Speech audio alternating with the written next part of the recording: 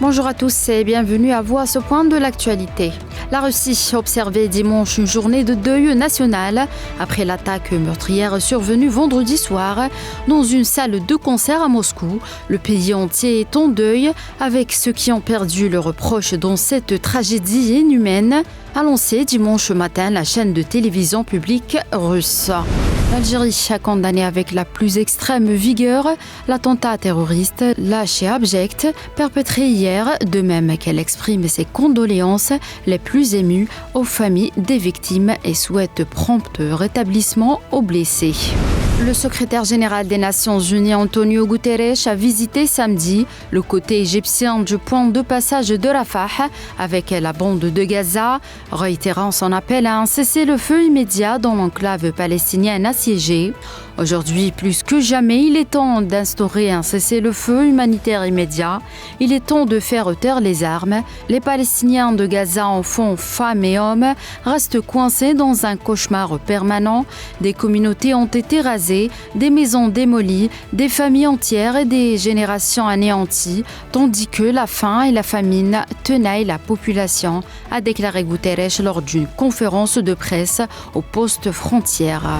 En Slovaquie, Peter Pellegrini, président du Parlement slovaque, et Ivan Korčok, ancien ministre des Affaires étrangères, s'affronteront lors du second tour de l'élection présidentielle, après être arrivés en tête du premier tour samedi. Selon les résultats partiels, après un décompte de 90% des voix, le deuxième tour du scrutin aura lieu le 6 avril. Le scrutin pour le premier tour de l'élection présidentielle sénégalaise a démarré ce dimanche à Dakar et dans les localités de l'intérieur du pays. Ont rapporté des médias environ 7,37 millions de Sénégalais, dont 7,03 millions au niveau national et 340 000 à l'étranger sont attendus dans les bureaux de vote pour élire le 5e président du Sénégal depuis l'indépendance du pays en 1960. Selon des statistiques de la Direction générale des élections. Au Brésil, au moins 12 personnes ont péri dans la violente tempête qui a frappé en fin de semaine le sud-est du pays, notamment l'État de Rio de Janeiro, alors que les opérations de secours se poursuivaient dimanche pour retrouver d'éventuels survivants, ont rapporté des médias dans un nouveau bilan.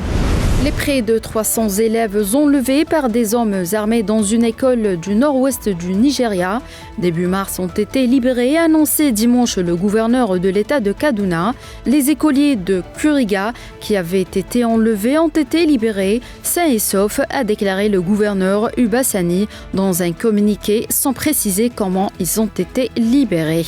C'est la fin de ce point de l'actualité. Merci de l'avoir suivi.